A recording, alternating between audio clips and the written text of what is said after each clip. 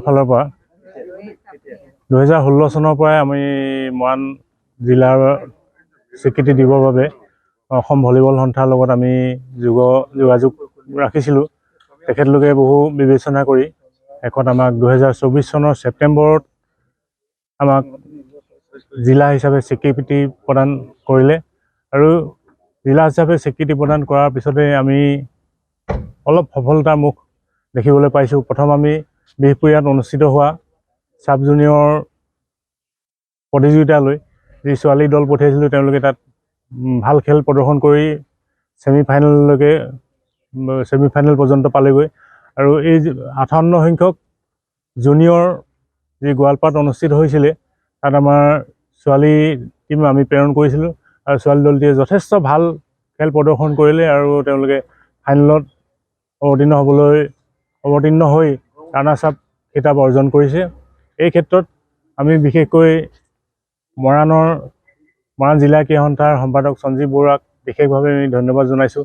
তেখেতে সকলো সময়তে আমাক বহু দিহা পৰামৰ্শ আৰু বিভিন্ন ধৰণৰ যি সহায় লাগে তেওঁ মুক্ত হস্তে আমাক ভলীবল বিভাগটো তেওঁ চোৱা চিতা কৰে, যি লাগে তাকে দিয়ে আমাক। আমি সেই হেতুকে খুব ধুনীয়াকৈ ভলীবল প্ৰশিক্ষণ বা শিবিৰ এনেকুৱা ধৰণৰ আমি অনুষ্ঠিত কৰিব পাৰিছোঁ।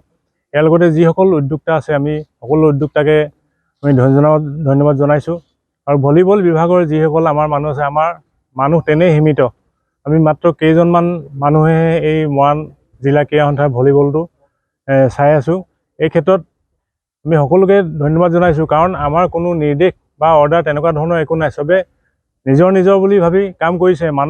মানুহ কমটি, কিন্তু চবেই নিজৰ দায়িত্ব সুচাৰুৰূপে পালন কৰাত আমি এই সফলতাৰ মুখ দেখিবলৈ পাইছোঁ। সেই হেতুকে মই পুনৰবাৰ মৰাণ জিলা ক্ৰীড়া সন্থাৰ যিসকল ভলীবল সদস্য আছে, ছিনিয়ৰ খেলুৱৈ বা অন্য ধৰণৰ প্ৰশিক্ষক, সকলোৱে নিজে গাঁত পাতি কাম কৰিছে, দায়িত্ব লৈছে, কৰিছে ধুনীয়াকৈ। সেয়েহে আমি এই সফলতাৰ মুখ দেখিবলৈ পাইছোঁ আৰু এই সফলতা কোনোবা এজনৰ নহয়, সকলোৰে, গোটেই মৰাণ ভলীবল টীমটোৰ সকলোৰে সহযোগত এই সফলতা আমি দেখিবলৈ পাইছোঁ।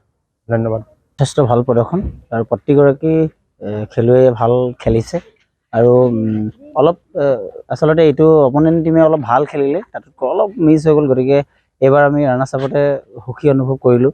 নেক্সট টাইম আমি ট্ৰাই কৰিম যে কি আৰু উইনাৰ হওঁ, আমি মৰাণ দলক যাতে বিজয় খিতাপ অৰ্জন কৰিব পাৰোঁ।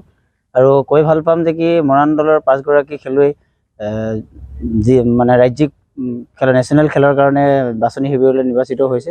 5গৰাকী লাকী শৰ্মা, জোনালী মাঝি, প্ৰাৰ্থনা গগৈ, ত্ৰিবেদী হাজৰিকা, জেৰিনা চাংমাই আটাইকেইগৰাকী নিৰ্বাচিত হৈছে। গতিকে আমাৰ খেলুৱৈসকলৰ লগতে উদ্যোক্তা সমিতিক আমি ভাল পাইছোঁ, যথেষ্ট আমাক মানে সাহস দিছে বা আমাক চব ফালৰ পৰা সহযোগিতা আগবঢ়াইছে।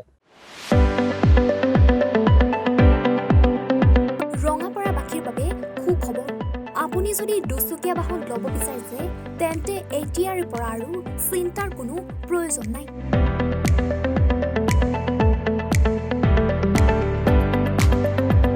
আপুনিও আহিব পাৰে DBP এছ'চিয়েটলৈ, বাজাজ টু হুইলাৰ ডিলাৰ।